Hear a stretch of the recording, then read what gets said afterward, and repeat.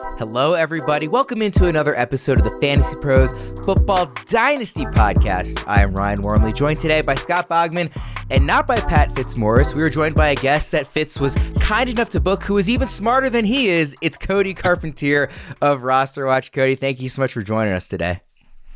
Boys, I appreciate you having me on, and that's a pretty high bar you just set right there. That's one of the goats. That's one of the OGs, Pat Fitzmaurice. So I appreciate you guys having me on. Fitz is enjoying a well-deserved vacation this week, so we are thrilled to have Cody on in his stead. Today we are doing a Dynasty Rookie 3-round mock draft. That's the entire show. We're just going through 36 picks here, 12-team league, superflex.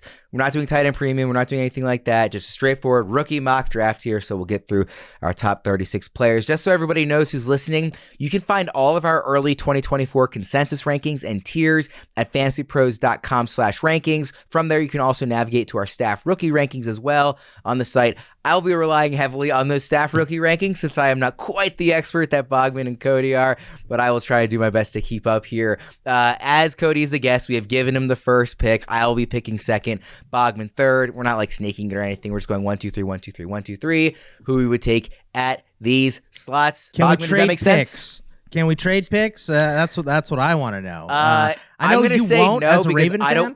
don't want to deal with tracking that. So I'm going to say there are no trades in this mock. Maybe we'll do one later in draft Well, season. the Ravens, I mean, trades. your strategy should be just sit where you are and take whoever the best player is available because that's what the Ravens do. And it's worked out well for them, for the most part. So I'll try and emulate that strategy. We will dive right in here at the very top. So Cody, kick us away with the first overall pick.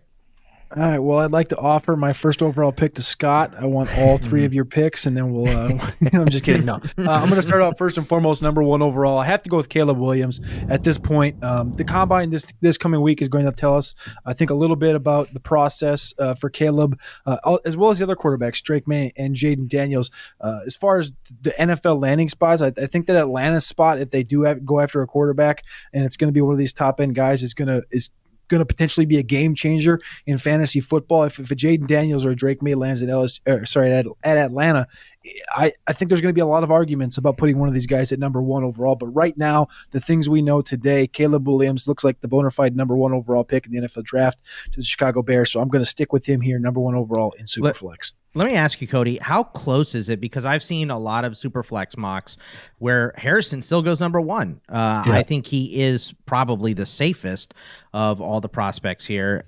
How is it razor thin? Is it because it's Superflex? Is it Caleb by a mile? And just like what is the range between Marvin Harrison at this pick plus the other two quarterbacks who are also very good?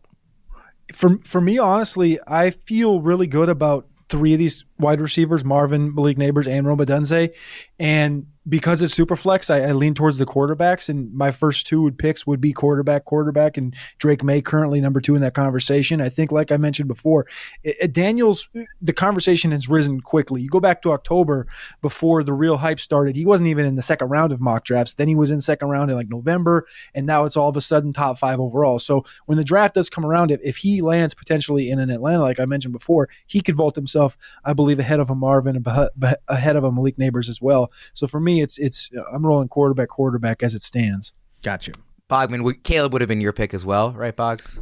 Yeah, Caleb, I think it's a little closer for me. And the reason I would have taken Caleb over, because I mean, it's kind of like last season when Anthony Richardson was, for the NFL, he's firmly third, but for fantasy, because he offers the rushing upside, he was 1.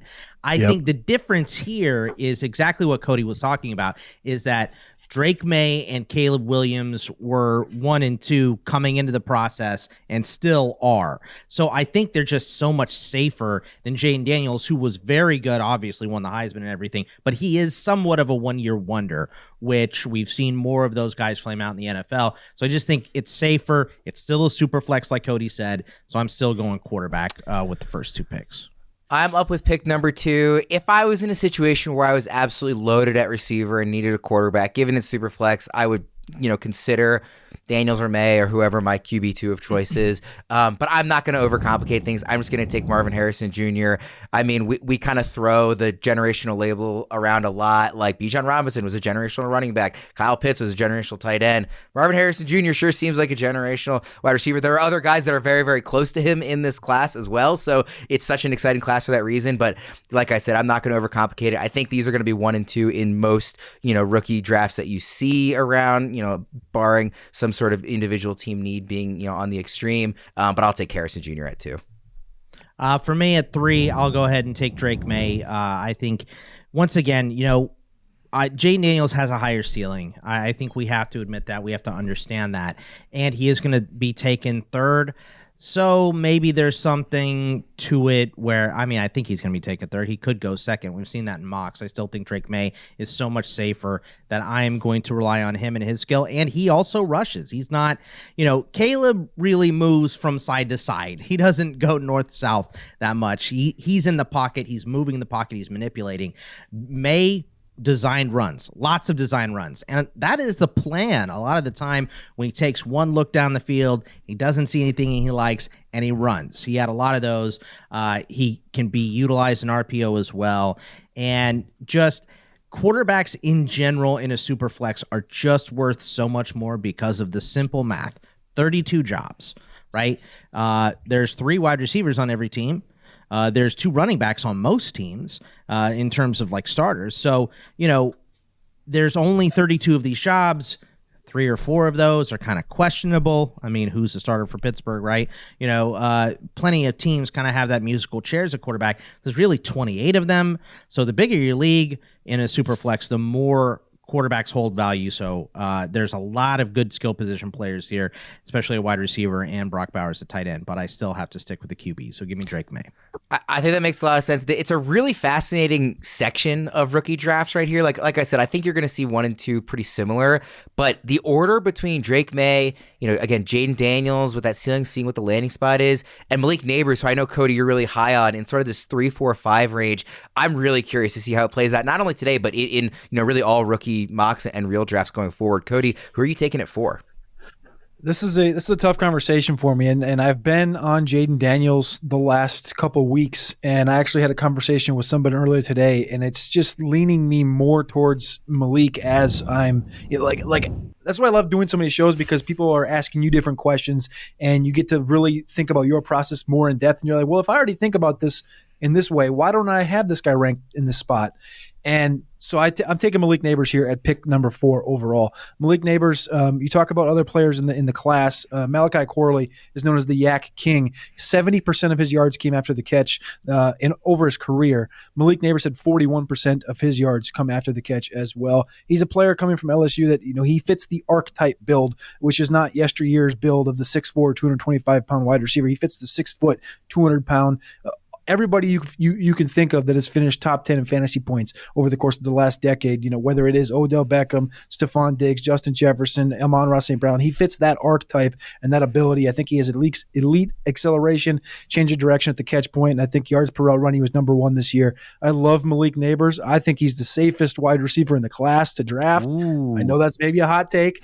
Marvin Harrison's a really, really good wide receiver. Think he's the best, but the safest in the class, I believe, is Malik Neighbors. I'm going to take him here at 4 ahead of Jaden Daniels. Cody, if Jaden Daniels had gone 3, if that's where Boggs had gone, just kind of aiming for that rushing upside, would you have taken Neighbors over May, or would you have taken May? I would have taken May. May is like I mentioned before. I have it Caleb and Drake and Caleb. That's kind of where my 1-2 sits right now. And that value of getting Drake at 4 would be. I would like that. Is Neighbors closer to? I think because of what you said, he's closer to Marvin than he is Odunze, right? Yeah, correct. This is it's to be honest with you, this is people don't want to talk about this stuff. This is, the conversation that gets, I didn't even try to lure people in on Twitter. I just asked the question, why isn't Malik Neighbors closer to the conversation with Marv? And people came after it. And the point more so is giving the respect to Malik Neighbors, what he brings to the table. If there's no Marvin, Malik is in that Malik's already in the conversation to be Right. 4th or 5th in this draft. Marvin just happens to be there at 3. Malik is a special talent, and I believe is in that same conversation. I have them 1-1. I don't have a number 2 in the class. I have 1-1. And my man Alex Dunlap at Roster Watch, he calls me a coward for not picking one, but that's where I'm at right now. I'm not ready to, It's February. You don't have to have your final grade on these guys yet. We haven't even hit the combine.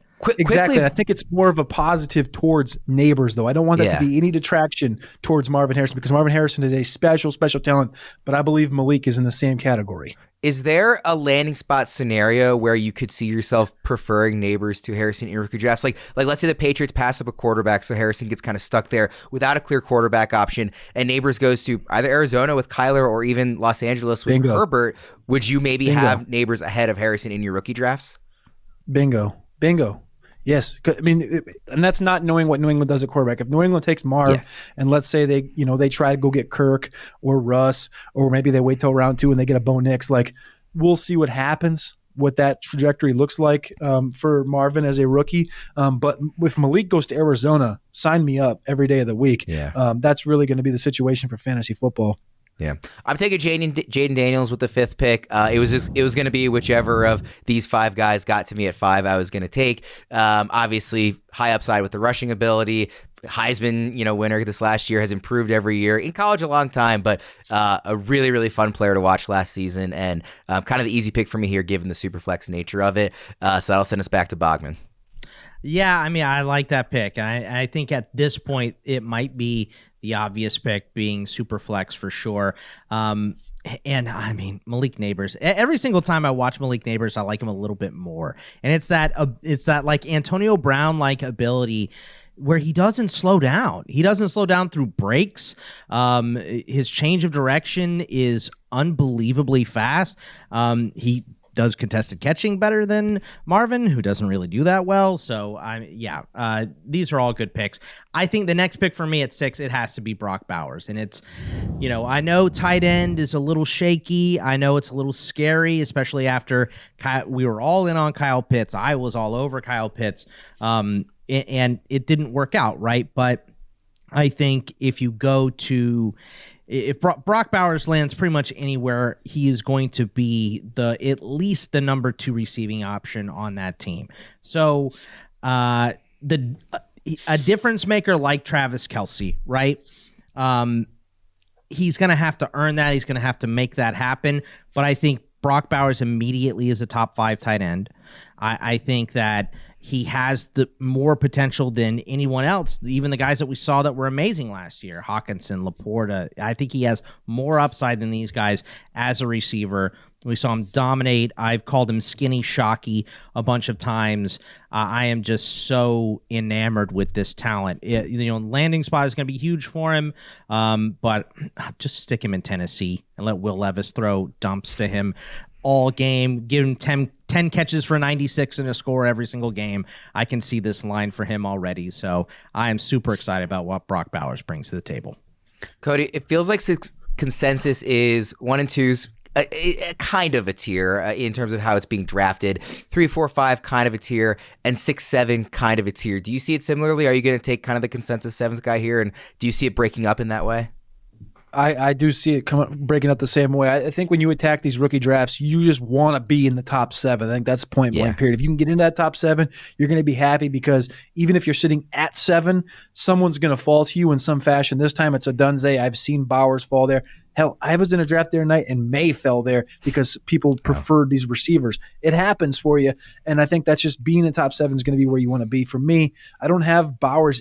I have him in the next tier just because it's the art of the tight end. I don't like spending that high a draft capital on him. I do think he's going to be a little light, but I understand exactly why he's coming off right there wholeheartedly. But my guy is going to be Rome Odunze, the wide receiver from Washington. Sorry, he had 167 receptions the last 2 years, 75% contested catches on targets, and his game speed is a little faster than what I think he's going to run at the combine. I'm not sure he runs in the 4.3s. I think he's probably going to be more of a 4.44 guy, but his game speed reminds me a lot of Jamar Chase, and I think he is the clear-cut wide receiver 3 in this class, and I'm excited to get him here at number 7. before I make my pick at 8, which is kind of a tier break, I just want to quickly let everybody know that our mock draft simulator tool is now open at fantasypros.com/simulator. It's a fast and free way to practice for any kind of draft, including dynasty startup drafts and rookie drafts. Again, that's fantasypros.com/simulator. I almost wish we had done a different order because I feel like I shouldn't be one making the pick at 8 because it's such an interesting spot, right? There's such a clear top 7, and maybe you have a favorite of this next batch of wide receivers you want. Maybe you're desperate for a running back, and we end up liking the landing spot of one of these guys. I'm going to play the draft capital game, and I'm going to give a little bit of trust in Debro and Thor, who I podcasted with earlier this week, who could not be more all in on JJ McCarthy. Again, this is super flex, so quarterback is just inherently more valuable. It seems like he's definitely trending towards like maybe pick 8 with the Falcons. I know Thor would love to see him go to the Vikings. Some of these like pretty intriguing landing spots for a quarterback to go to. I'm not quite as gung-ho about him as Debro is, for example, who has him QB2 in the class. And Cody, I'm really curious to kind of get your opinion of Thor and Debro being so high on McCarthy. Debro's quarterback rankings, and everybody should tune into their NFL draft show to hear them dive deeper on this. He has Jaden Daniels 1, JJ McCarthy 2, Caleb Williams 3, and Drake May 4. So he's very willing to go out on a limb there and not, kind of go against the grain. Obviously, Cody, you were somebody who kind of went against the grain with Will Levis just a year ago, so you're not afraid to do that either. What do you think about that ranking from Debro and Thor? Is that an NFL-based ranking or is that fantasy-based? It's kind of both. If you look at their rankings on our staff rankings page for fantasy, that is what it matches up as. They fully expect Caleb to go higher, but Debro was saying that he just really likes McCarthy that much. Okay, that makes sense. 100%. Yeah, I think the accuracy, the winning mentality, the build he brings to the table is a lot similar. It's similar to Desmond Ridder, but I think he's more accurate. I think he's more athletic. Ritter's pretty athletic, and I think just as far as being a winner, accurate, being able to push that ball downfield when he needs to.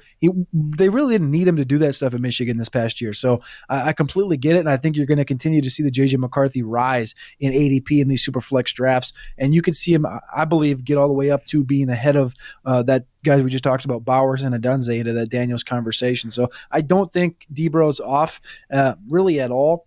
These 4 quarterbacks, the conversation is going to be tighter, and I believe in Indianapolis next week, hopefully Caleb Williams decides to throw the football, but I think McCarthy, Daniels, May, Nix, and Penix are all going to get to throw side by side, and it's really going to tell us the difference between these guys. And I'm not against it. I got McCarthy at 4, but that's kind of just chalk right now, and that's just where I'm holding pat. But I really kind of hold the quarterback conversation until we get to Indianapolis. I do think if he ends up going, let's say, to the Falcons at 8 in that landing spot, I think it will become a consensus top 8 in rookie drafts, not top 7. I think in super flex drafts, of course. Boggs, who's your next pick? By the way, Cody, Caleb ain't gonna throw projected number 1 overall pick. There's no reason for him to do anything outside of interviews. So I'm just gonna bring it up on as many shows as possible to hope that somehow it gets there and he's like, man, maybe I should throw it. And then you're manifesting it. You're manifesting it. Not gonna happen. I love it. Now look, I think you made the absolute correct pick here, Worm, especially the draft capital pick, right? We talked about it before. There's just a limited amount, a finite amount of QBs that can start in the NFL. There are not 32 caliber NFL starting quarterbacks in the league right now. Maybe there will be after this draft, but there aren't as it stands right now. We watched a lot of bad quarterback play last year. So I think the McCarthy pick is a very, very smart pick. I gave myself 9 to put myself to the test here. Which of these wide receivers do I like the most, really? And just looking at it, my gut, I have to go with Troy Franklin. I just cannot get some of these acrobatic plays that he makes out of my head. He is so good downfield. I think he's going to be a little late in the process, so he could go to a team that already has a good QB, Buffalo, Kansas City, somewhere like that. I think he's sitting pretty right now as this draft stock holds to end up in a very, very good spot. And I just can't get, he's got size, he's got speed, he's got everything, gigantic catch radius. I think if you put him in last year's class, there's arguments for him to be the first wide receiver off the board. So, I think he's being a little overlooked because there's so much elite talent at the top. And Brian Thomas led the country in receiving touchdowns. Keon Coleman has the enormous size. There's two, great prospects from my Longhorns. But Troy Franklin is an absolute beast. He has everything you could want, and I'm super excited to watch him in the NFL. So that's going to be my pick at 9. I love Franklin. Prior to this rise from McCarthy, Franklin would have been my pick at 8 in a lot of these drafts. Again, a separation from the top 7, but I really like Franklin. Cody, what do you think about him? Franklin was my pick there. He's my wide receiver 4 in the class right now for fantasy football. And I'm just going to couple it right into my pick, which is everything you said about Troy Franklin, I think works in favor of Adonai Mitchell from Texas, 6'4", 195 pounds, outside of the speed. I don't think the speed is quite the same level, but the contortion ability that Adonai Mitchell plays with, the red zone dependability, and just straight up dog mentality that he has. I watched him all year. Like I don't want to say I'm a Longhorn fan. I don't really want to say I'm a fan of anybody, but I work for orangebloods.com. So I just insane. Yeah, VY there right there. I just get an insanely a large amount of delved into Longhorn football, and every single week Adonai came up clutch in spots they needed him to, and I think the draft capital is going to be a bit higher in the NFL draft, and just coupling that with a Troy Franklin, I think they're in the same tier. I think they're in the same conversation, and Troy Franklin, man, reminds me a little of a Devonta Smith. Ray GQ didn't love that. I told him that last week. Didn't love it, but I like me some Troy Franklin. I think that's a really interesting comp, actually. Yeah. I just did a rookie comp show with Debro and Thor, and it's funny because they are both very down on Mitchell. So it's kind of I love doing multiple shows with different points of view, kind of like you alluded to, Cody, because you really get to kind of learn a lot in hearing these different perspectives, because they both were much lower on Mitchell than his teammate Xavier Worthy, for example. What do you think about that, Bogman, as an actual Texas guy? Well, what's funny is Pat actually, he and I had like an offline conversation about this. He said, who do you like more of your Texas guys? And I said, well, I think if you're talking plug and play, ready to go right now, it's Adonai. I think Mitchell is the guy right now. But I think if you're talking about ceiling, I think it has to be Worthy. If Worthy has unteachable speed, that's exactly what it is with him. So he doesn't. His routes are fine for what he's asked to do. But I just think with a little more tinkering, getting off the line, running a more complete route tree, snapping off some of those routes a little quicker. I think that he could be easily one of the best wide receivers in the league, not just this class. So Worthy has a lot of talent too. By the way, Cody and I have, I think, the same chair and the same background here, and we're both Texas guys. I like that. Yeah. So everybody should check out YouTube to see that I'm broadcasting with twins big, here. But it has a lot of red in it too. So, well, I'm also going to take a Longhorn. I've actually torn on which one I'm going to take. I know it's actually like kind of going against the grain in this year's class. There's a lot of talk that there shouldn't be a running back in the first round. I'm going to take Jonathan Brooks. I think he's RB1 in the class. I think that would be a little even more obvious if not for the injury stuff. He can do a lot of different things. He catches passes. I mean, he's just a talented guy, and it's so hard because running backs are so like devalued in Dynasty right now, but you still need good running backs to win. At the end of the first round, I think it's fine value. I'm happy to take. There shouldn't be 3 or 4 running backs in the first round, right? I mean, obviously, given the scope of the class, but I'm very happy to get Brooks towards the end of the first round. And I don't know if I just broke Boggs' heart or not, because he does have another Longhorn he could take instead at pick 12. Don't worry, I will. I'll just go ahead and say it. I'm going to take Xavier Worthy as my last pick here. But I think just expanding on your Brooks point, Cody, let me ask you this. If Brooks comes into the season healthy, into the draft process healthy, where does he go, and by how big of a gap is he the number 1 running back? Because to me, I don't think it's really a question. Like, he's definitely the number 1 running back if he's healthy coming in. And how high does he go? If he comes into he wins the Doak Walker Award, which is wild because then Texas would have back-to-back Doak Walker Award winners. Unfortunately, he didn't get to do that. I'm not sure how fast he runs. I've had that conversation with a lot of people, whether he runs. Some people think he was going to run a 4.45. Some people think he's a 4.62 guy. I think he's somewhere in between there in like the 4.52, 4.54 area, which is just fine for his build. Yeah, and I don't think it matters when you're the most elusive running back in the class. So correct. And I think he reminds me a lot of Tony Pollard, and I think he is clearly the number one in this class if he's healthy. For me, really, it's just he and Braylon Allen in the class overall at the running back position. That's the top two for me. And of course, part of the Braylon Allen thing is just what he brings to the table from a size perspective, from a speed perspective, how he runs the football, and his age in fantasy football. So I think some of those things come into conversation. But so the gap is closed for me. I have Allen number one because of the injury and the age that does favor Allen and the size and things of that nature. But again, to answer your question, it would be the inverse. It would be Brooks number one by, as far as we're talking dynasty value, by probably 4 or 5 slots overall in dynasty at the running back position. I think I might go as high as Brooks with the 10th pick. I wouldn't take him over like Troy Franklin, who I just really, really adore. But I think in those last 3 picks of the first, it's fairly justifiable. So, Cody, you were back. Actually, let me give a quick recap here. So, round 1, we went from 1 to 12. Caleb Williams, Marvin Harrison Jr., Drake May, Malik Neighbors, Jaden Daniels, Brock Bowers, Roma Dunze, pretty clear top 7. J.J. McCarthy, arguably a pretty clear number 8. Troy Franklin at 9. A.D. Mitchell at 10. Jonathan Brooks at 11. And Xavier Worthy at 12. So, Cody, you are back on the clock with the 201. I'm sitting in a pretty interesting spot where I could go ahead and take the 4th consecutive Longhorn, or I could add to my Caleb Williams team a second quarterback in a Bo Nix or a Penix. But I don't really want to do that. What I'm going to do is I'm going to go ahead and take that running back I just talked about, Braylon Allen. I'm good taking him anywhere in this area, 112, 201, 202.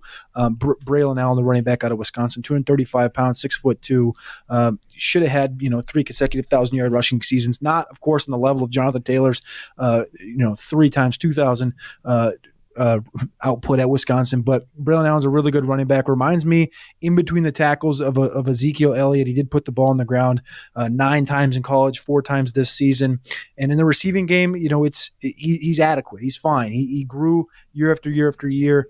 And in the open field, I think the comp that I like better than the Zeke one. Zeke, I'd really just see in between the tackles the way he runs the football. But really, as a runner, I see a lot of Todd Gurley in Braylon Allen, and Allen's a little bit bigger than Todd Gurley. So Braylon Allen's my RB1, and I'm going to get him here at the 201.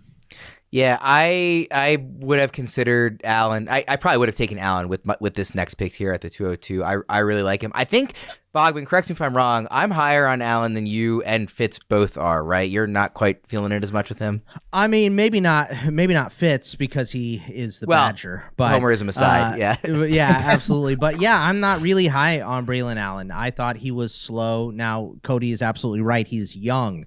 He has a lot of chances. And I'm a little afraid of his open field prowess as well, because it looks like he goes out of his way to hit someone. Like he really doesn't want to not be hit. He finds the safety and runs towards him instead of away from him because he wants to run him over. He's just take the green, man. So there's a little bit of it. I just think there's so much variance for Allen because it's like, if he does pick up the pace and he does learn a little more on the job, he could be an absolute monster because of his size.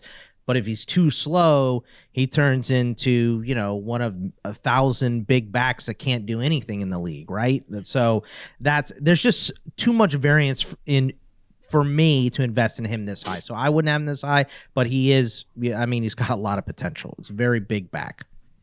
We're mock drafting rookies today, of course, but if you want an even deeper dive into all the twists and turns of the 2024 NFL draft season, our friends Thor Nystrom and Derek Brown have got you covered. They'll now be bringing you weekly NFL draft episodes right here in the Fantasy Pros Dynasty Football podcast feed all throughout the NFL draft season. The second episode dropped Wednesday as they explored some of the most polarizing prospects in this year's class. Definitely go check out that episode to find out why some of our picks today are right or wrong in the eyes of Debro and Thor.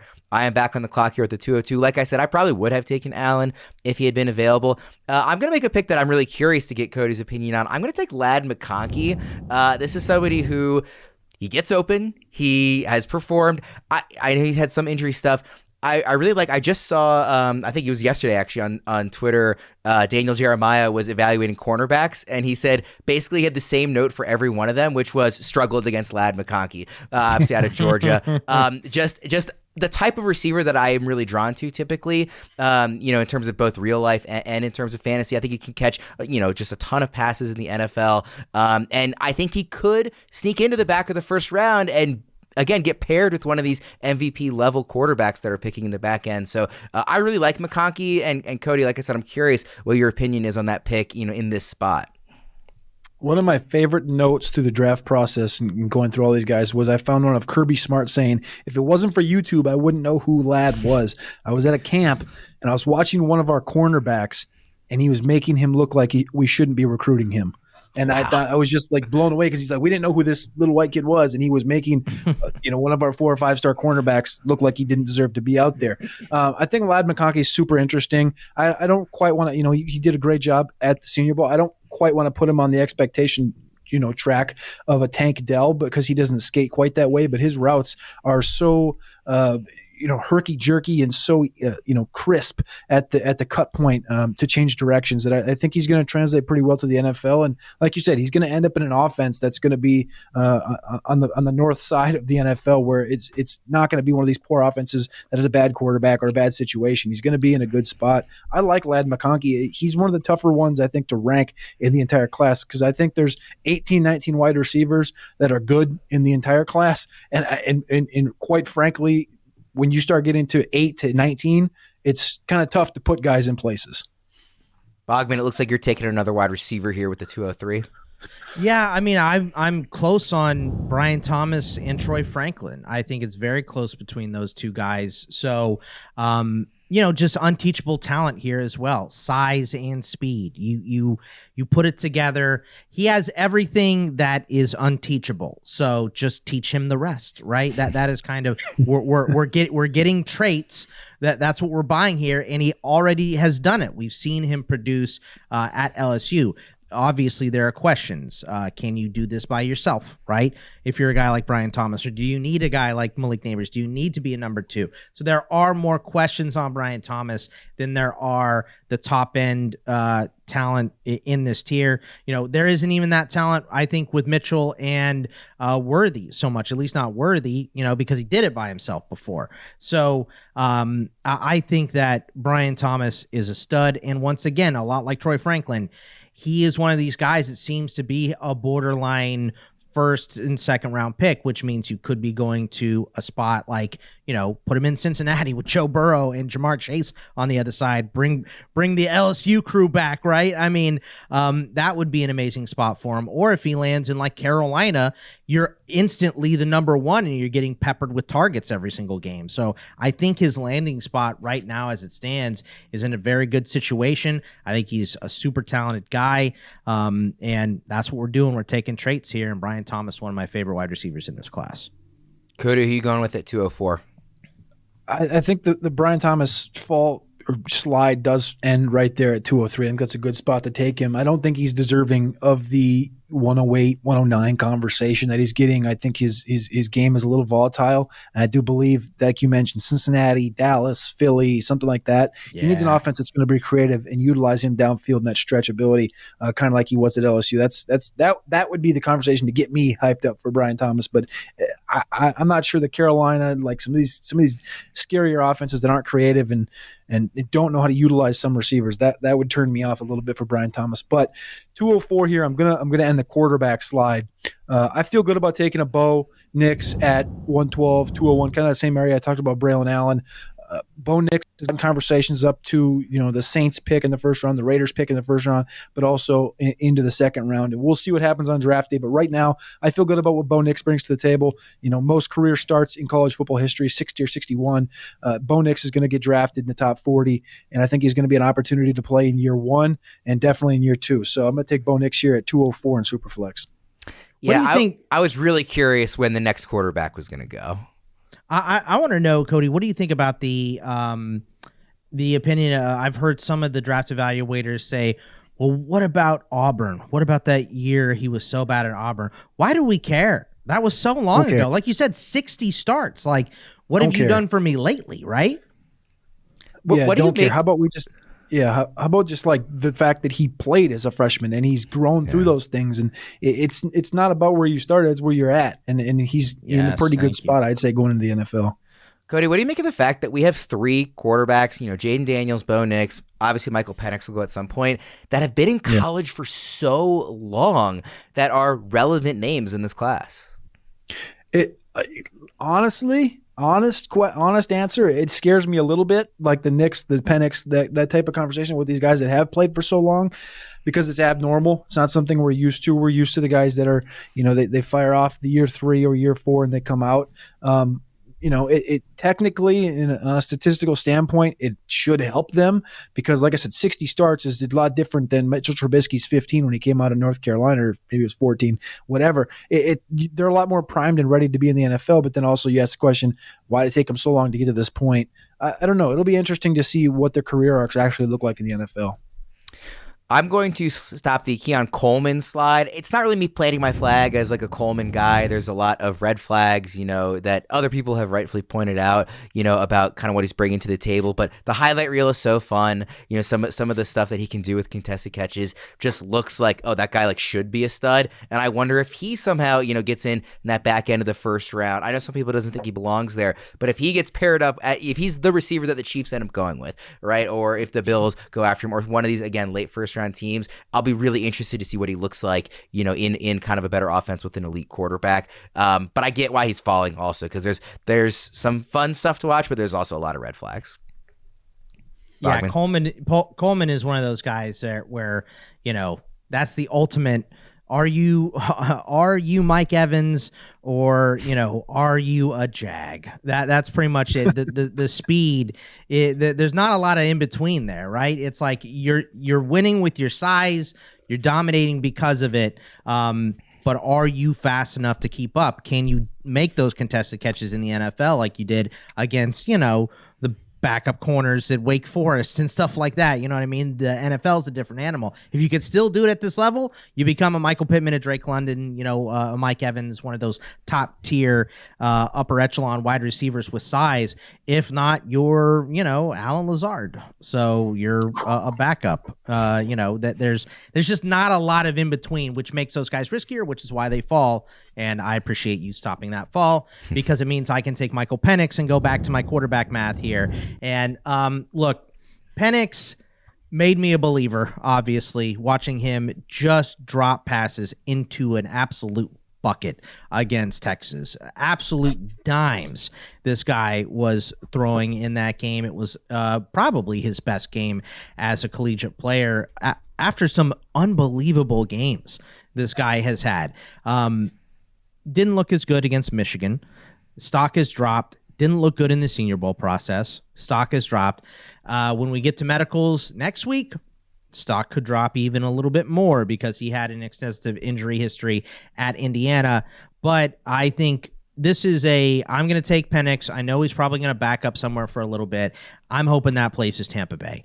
Put him behind Baker Mayfield for an offense that all they want to do is pass the football the entire time. Let's do that. Let's get him there. Let's put him in Minnesota behind whoever ends up being the starter in Minnesota, right? Let's pair him with Kevin O'Connell or go to the Rams.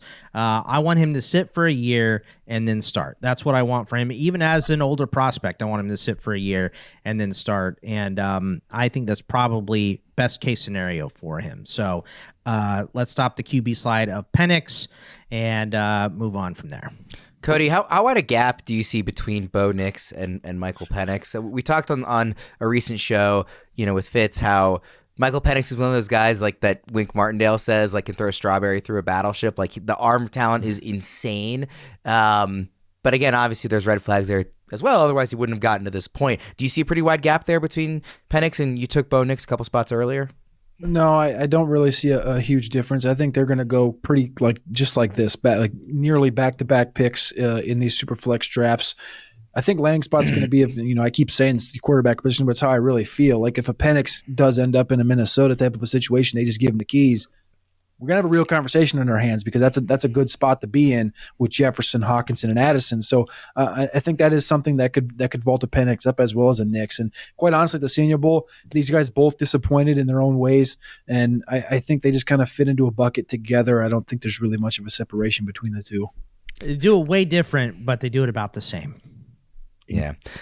15 of our first 18 picks so far are either quarterbacks or wide receivers. There have been 2 running backs taken and 1 tight end. Are you continuing the pattern here, Cody, or are you going to take another running back? Or I'm going to end it here. I'm going to end it here with a Longhorn. I'm going to go Jatavian Sanders. This is the area I take tight ends. I don't like taking tight ends in the first round. I'm just not a big fan of the idea.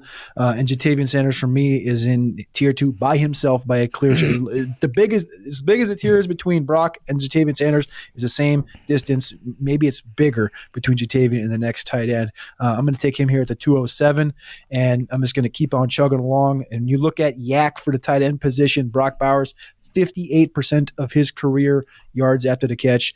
58% of his yards came after the catch in his career, and Jatavian Sanders 48%. So it's not really that big of a difference. And actually, there's another tight end in the class, Jaheim Bell, that had a 69% number for that statistic. And that's something that I look at for the tight end position itself. Sanders has been great the last 2 years at Texas. Cody, do you think there will be, we're only doing 3 rounds today, do you think there will be any other quarterbacks or tight ends taken? Because it feels like there's kind of now a gap at both of those positions with who's left. I will bet on 0 tight ends and 1 quarterback. Okay. I was curious. What do you think about that, Boggs? I think, 0 tight ends, 2 quarterbacks, I think. Okay.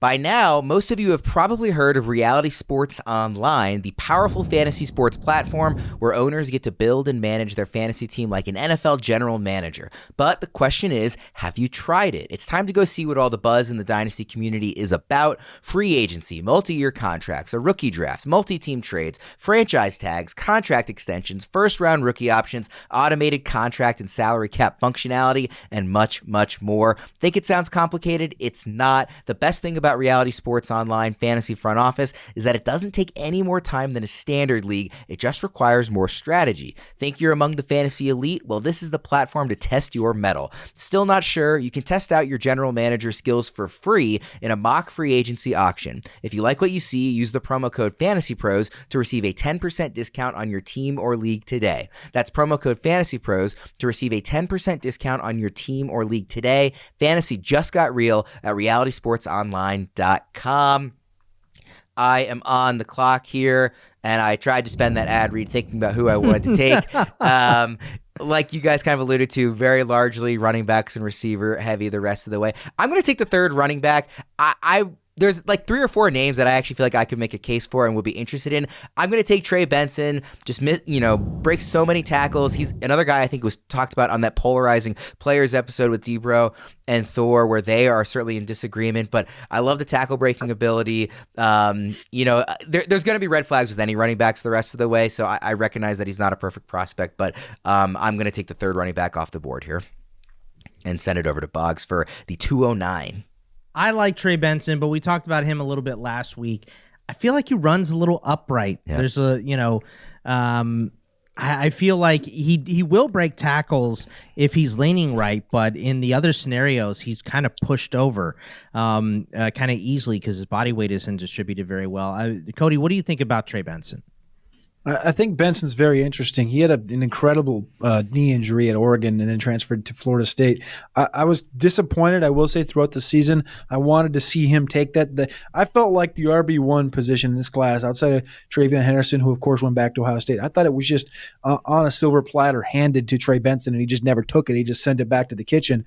And, when Jordan Travis went down at the latter part of the year, I was like, okay, Benson, step it up. I want to see $160 and 3 touchdowns. Take this team to the college football playoff and kind of cement yourself. He just never did it. So I was kind of disappointed in that aspect, but I do think Benson's going to test pretty well. There's rumors. I was listening to Rick Spielman the other day on a podcast, and he thinks that Benson's going to run in the low 4.4s. So I think that would be an interesting conversation at the running back position. It really would be. I'm going to go ahead and take a running back as well. This is my favorite non-Jonathan Brooks running back, of course, as a homer. And also just Brooks is amazing in this class. I'm going to take Bucky Irving, the running back out of Oregon. I do think that Bucky Irving is role specific, right? I do think that he has to fit in a certain offense. this pick is probably just me dreaming about how good he would look in Philly. If you put him in Philly next to Jalen Hurts running that RPO, he can catch those quick short passes from Jalen Hurts as well. I just have these visions of Irving going nuts, dancing in my head. I think he would be a better version of what they had from Swift last year. Explosive player. I don't know that he has elite level speed. He's very, very fast, but I don't know that he is Devin Achane fast. You know what I mean? I think he is maybe Singletary-ish in that regard, but I think he's a very good running back. I think he fits very well in certain schemes, and I think one of those teams is likely to draft him, so he fits. So depending on where he goes, there's going to be a lot of variance for all these running backs, but I think Bucky may not be a 20-touch-a-game guy, but he's a guy that's going to break a couple big runs and has some huge games for you. So I'm a Bucky Irving fan for sure, and that's who I'm going to take in this spot. Cody, we're at the 210, 3 picks left in the second round. Who you taking? This is an easy one for me. This is one of my guys. This is the range where I just start taking guys I want on my team, guys I think project well, and that's Javon Baker out of Central Florida, wide receiver. I think he's a great route runner, sudden in and out of breaks at a high level. I think his ball skills are second to few in the class. He's had an interesting career, super high highs. He was part of a championship team at Alabama, transferred out, and went for 1,000 yards at Central Florida, won Big 12, all Big 12 player this past season. He's probably going to go in the third round of the NFL draft, and I think he has people are going to hate this, but he's got an ability to have a career arc like a Stephon Diggs, who was a 4th round pick after being a highly recruited prospect out of high school. I am going to take another wide receiver here. There's actually a handful of running backs I still am quite interested in this range, but sort of like what you're saying, Cody. I think this is the right range of rookie drafts to say, like, I just get the guy that you kind of want and that you're really interested in, and not like play the game of, is the value right? Oh, is he going to get to my next pick or whatever? I'm going to take Malachi Corley. Just the skill set is super fun to watch. He's a guy that I have been seeing a lot of people talk about as like, more people need to be paying attention to this wide receiver, pretty much everywhere over social media lately. So I'm just going to make sure that I get him, and, tackle breaker, just really fun, versatile guy. And I'm curious, Cody, what you think of that pick. This is the Yak King right there, self-proclaimed Yak King. He's got a chain that says it. He wore it to the Senior Bowl. This guy's got some big mitts. He had over – this is one of the most wild statistics, I think, of the whole process. He's got over 2,100 yards after catch, not 2,100 receiving yards in total in his career. 2,100 yak yards. Doesn't even make English. He's a stud. He's going to be a second-round pick in the NFL draft. Yeah, I'm feeling really good about that one. Bogman, wrap up round 2 for us. I love that pick, Worm. And there's a lot of these wide receivers to pick through, right? And there's a lot of good ones. And it's just, what do you think the best skill is, right? For me, it's Ricky Pearsall and running routes and just being open. And then even when he's not open, making those – I mean, he had probably the best catch in college football last year, that one-hander that he reeled in with 3 guys draped all over him. He had an incredible season, Pearsall did, at Florida. He's a crazy good route runner. I want to see him in Minnesota. I think if you put him in Minnesota in the slot where KJ Osborne, KJ Osborne would get the ball and fall down. He had, I think, 0 missed tackles forced all season. I think Pearsall is going to do a little bit more with the ball in his hands. And also, even if he doesn't, he's already a good replacement for a guy like KJ Osborne in Minnesota. There's a lot of talent there, but they throw the ball so much. And look, get this out of your mind. Who cares about the Minnesota running back? As long as Kevin O'Connell's there, just don't worry about who the Minnesota running back is. They're not going to be good. So Dalvin Cook is gone. Unless they spend a high draft pick on one, which they won't. They have too many needs. It's like fetch. It ain't happening. So let's put another wide receiver, another dangerous wide receiver in this crew. And then, you're less worried about who your quarterback is. You can be the Niners, right? You can be a team that has all the talent around the good quarterback. And that's what I think Minnesota would do. And that's just my dream, is to see Ricky Pearsall in mini. I'll give a quick round 2 recap here. We had Braylon Allen, Ladd McConkey, Brian Thomas, Bo Nix, Keon Coleman, Michael Penix Jr., Jatavian Sanders, Trey Benson, Bucky Irving, Javon Baker, Malachi Corley, and Ricky Pearsall. really interesting and pretty fun round actually there. Actually, we've got one round left here in our mock. Cody, 301, who you got? I'm going to the wide receiver position, and I'm going to the Pacific Northwest to one of my favorite prospects in the class, Jalen Polk. He had 108 targets this past year, 15th in the country, overshadowed by Roma Dunze, overshadowed by Jalen McMillan. I think he dominates between the 5 and 15 yard of the line of scrimmage. He averaged 16.8 yards per reception this past year. I think he's going to be a guy that fits into an offense like an Adam Thielen, and I'm excited to get Polk here at the 301. Polk was going to be my pick here at the 302, so you snaked me on him. I totally agree. Like, because of the offensive talent there, it's easy to not get as enamored as I think we maybe should be on Polk. I think he's really, really good, and I think whichever NFL team gets him is going to be really happy with the pick. What do you think about Polk, Bogman? I mean, I love that pick, and I can tell you've been watching Spielman because I think Polk is a Spielman guy as well. But so many. I think the more you dig in on these wide receivers, and Polk is he's low on a lot of people's lists. You want to watch the Yak King before you watch, the guy who was second to Roma Dunze, right? Like you want to see Ricky Pearsall has the highlight catches. Franklin and Thomas have some highlight catches. Like Polk didn't do a lot of that, but when you watch him, the dude is always open. He is smoking these Pac-12 corners constantly. So yeah, he's another guy where you look at this class and you just go, this is so unbelievably deep, this wide receiver class, and not just at the top, but also through the mid tier and all the talent in it. I took Ricky Pearsall over him. That may be a gigantic mistake, but Pearsall had a solid season. So Polk is very, very good, and like Cody said, very underrated as well. With the 302, I want to take one of these running backs. I'm not sure which the right one is, so I'll be really curious your guys' reaction. We know that Fitz, actually, if you check online, has Blake Corum as his RB1 in the class currently. There's a lot of helium for Jalen Wright. I'm a personal, very big fan of Audric Estime. I loved watching him at Notre Dame. I really like Marshawn Lloyd. I think I'm going to go with Lloyd. He had a good performance at the Senior Bowl. I really liked him as a high school recruit, and I wanted him to go to Maryland. I didn't think it was likely he was going to because he's just too good, but he was a local kid. I just really like the talent. I feel like he can do a lot of different things on the football field that I like. He's another person a running back that I think could end up in a landing spot where he has a decent shot at decent volume here, even as a rookie right off the bat. So early in round 3, I like the value. I will take Marshawn Lloyd. Cody, what do you think about that one? I love Marshawn Lloyd, man. He had a great Senior Bowl, was the best running back there, pretty clear cut. His lower quarters a little lean. The calves are like so Byron Lambert works over here at Roster Watch. He calls it the Darren McFadden corollary, where the lower quarter of the calves are a little skinny and they don't really match up with 217-pound frame up top. But I think Marshawn runs hard.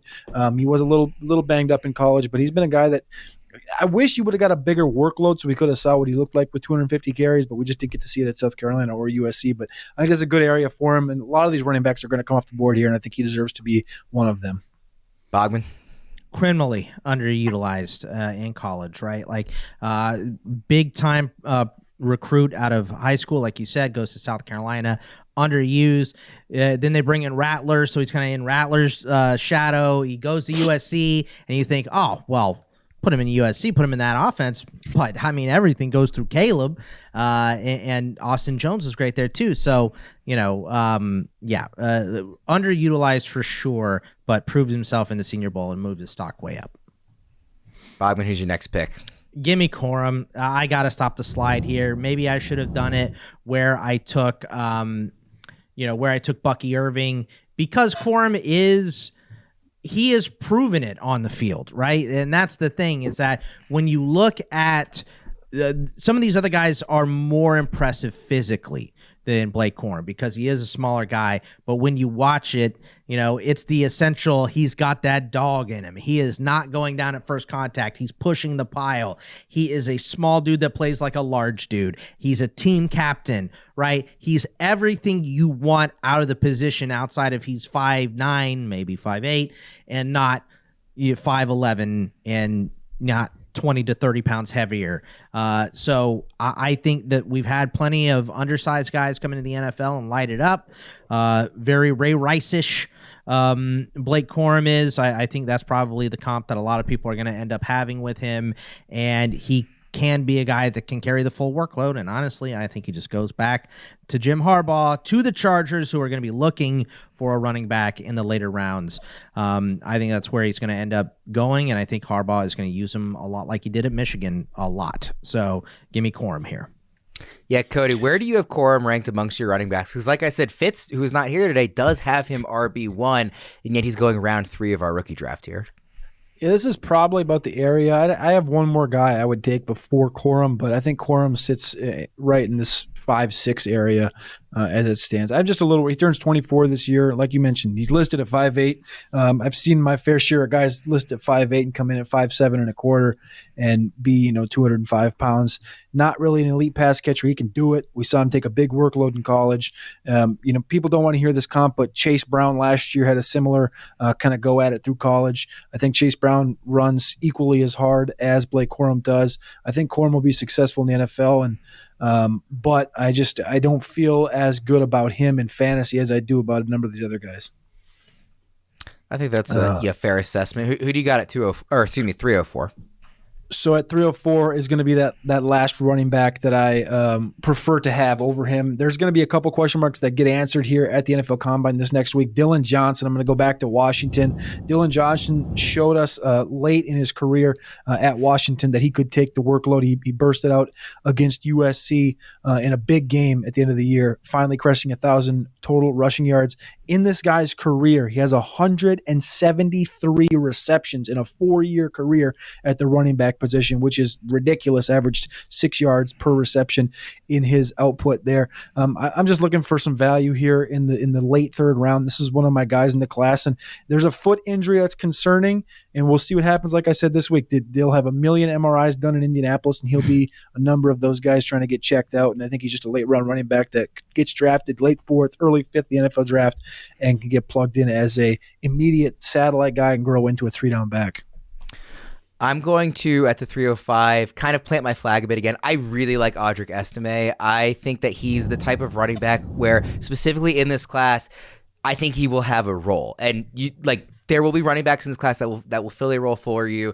There's not going to be a lot of do-it-all, obvious RB1 types, obviously the Bijan Robinsons of a year ago.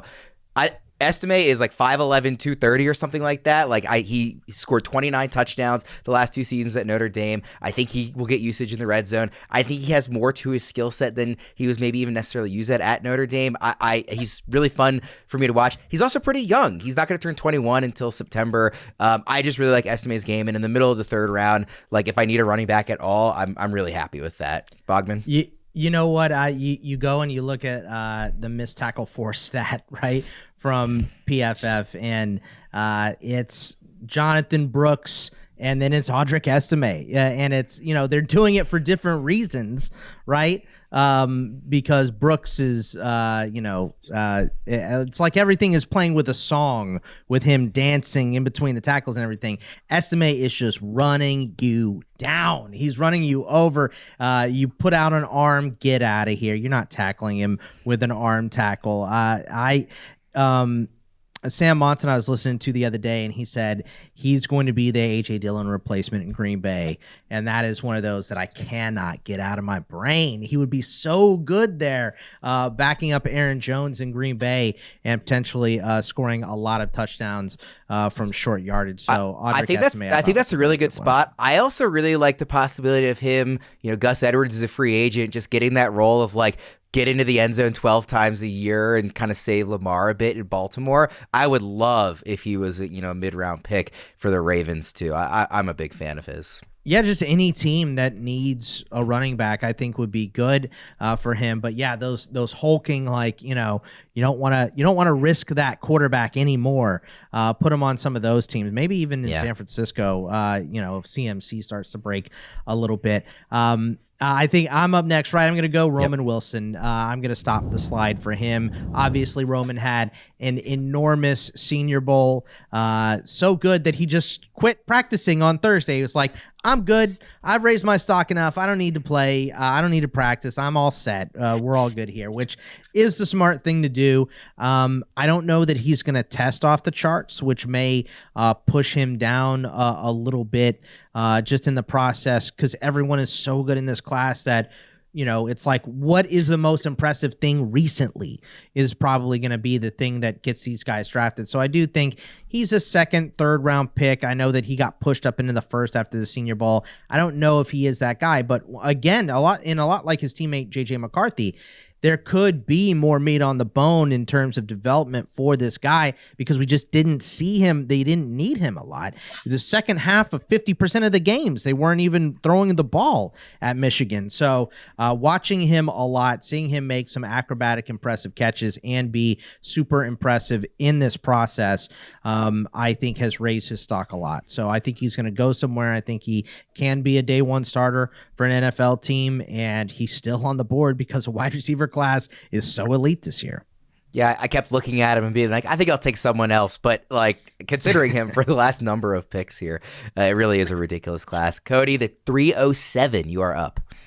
I was in the same boat. I kind of skipped over in the last two picks, and I really wanted to click the button. He was the last wide receiver inside of my top 10 wide receivers in the class. I'm going to go running back, though, here at the 307. This guy, electricity flows through his veins in the open field. I just got done doing the write-up over at rosterwatch.com. He's going to turn 21 years old just a few weeks before the draft. Jalen Wright, running back out of Tennessee. He was supposed to be down there at the Senior Bowl, was banged up, but he should be running at the NFL Combine. And the rumors are he's going to run 4.3. So we'll see what happens, and we'll see if that vaults him up around, because I've heard some people in the space talking about RB1. I'm not quite on that trajectory right now. I haven't seen it consistently enough. We haven't seen it really in the receiving game much at all. He's had 2 career games with 20-plus touches, and those were all carries, no receptions in those games. So Jalen Wright here just on pure electricity. I'll take him at the end of the third. I have taken only running back so far in the third, and each time I consider Jalen Wright as well. I think that's a really fun one and a really good spot to get him. Bogman, what do you think about Wright? I think this is a good pick, and like Cody said here, it's you're drafting the trait, and when you see this guy in the open field, it just go. It's a lot like I got enamored with Jalen Hyatt, maybe a little too enamored with Jalen Hyatt last season because it's just that pure speed. When you see it, it's so tantalizing, and you can just see the possibilities of what you could do with a guy like this. So, Jalen Wright is a very, very solid pick at running back.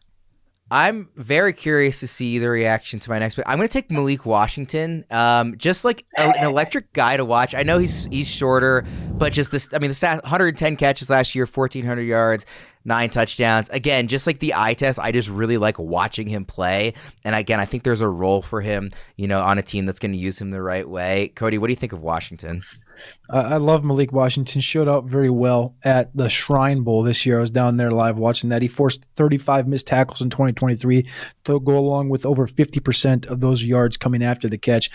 He's not going to be respected in the high conversations in this class, but he's one of those guys, like I talked about, it's deep, and he's going to be in that 16, 17, 18, 19 conversation. And he doesn't deserve to be in 16, 17, 18, 19. He deserves to be closer to 10, 11, 12. But it's just the art of the class, and his size at 5'11", 190 pounds. It's not ideal. It's Demario Douglas-esque, but he's a really, really good wide receiver in the slot. Bogman? Quicker than a hiccup, right? That's the old, put him in a phone booth. Gonna be a great 3-cone drill guy for sure. Just a guy that is so good at creating his own space with someone in his hip pocket and still making the catch. A very, very impressive player, Malik Washington. Very probably slot specific, which can for fantasy lower your value a little bit than a guy that can move in and out and all that stuff. Probably not an end zone threat either, but a guy that makes his own space and is going to be a high possession guy if he gets the opportunity. So I do like Malik Washington a lot. Who you going with next? Oh, man, I am so torn at this spot, but we can't go through a fantasy draft and not get Ray Davis in here. So just to make sure, I think I have one more pick. Maybe I could have picked him there. I don't know that he would have lasted with you Sharks in here with me, but Ray Davis, one of the best stories in this class, of course, but I don't even give a crap about his story. Watch him on the field. He's unbelievable. He's a hard runner and another guy in this class that can do pretty much anything you want him to do. A little undersized, maybe you don't want him to get run over and pass block or whatever, but a dude that is going to run between the tackles, follow blockers, get every open thing that he can, and push the pile. He can catch the ball out of the backfield as well. The motor is relentless. Team leader type, just so much good about Ray Davis that he has to go in here because I don't think that there's a team that he could go to and not make an impact for. So Ray Davis, one of my favorites in the class. Although the running backs aren't good, there are good players here at the end and giving us some excellent values down here. I probably would have taken him with my last pick, so there was not a risk of him not going. But good. I think it was a good pick by you, Cody. We each have one pick left. Who you got at 310? I wasn't going to take Ray because I love getting him in the 4th round. So I hope I'm glad I'm not in any leagues with you, so I don't have to worry about that. So hopefully I can get him in the 4th. But I like Ray. I wish I liked him when he was at Vanderbilt. I really wish he wasn't, about to turn 25 years old, because I think, the conversation would be of him. There's 7 dudes in the RB1 conversation this year. I think he would be the 8th if he was maybe 21 and not 25. But I think Ray Davis is interesting. We're at the spot here. I'm at 310 where I see about 4 dudes. I want to say their name, but only one I believe deserves it. And it's a guy that has been getting shunned over the last couple of years out of Clemson, the running back, Will Shipley. I think this guy's going to translate just fine. I don't want to say the expectations were placed too high on him going into Clemson, just saying this is the next McCaffrey, but that's really what happened. And just kind of the build and what happened at Clemson kind of suppressed him, I would say, just a little bit.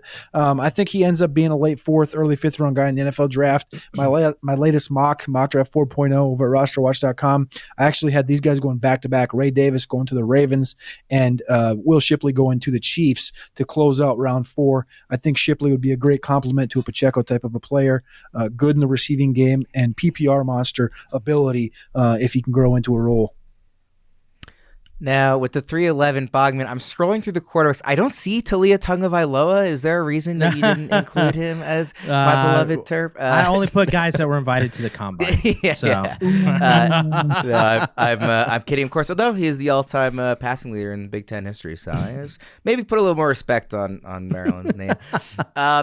You mentioned, Cody, that you thought we might see one more quarterback go. I'm not sure who you were referring to specifically. I'm going to take Spencer Rattler.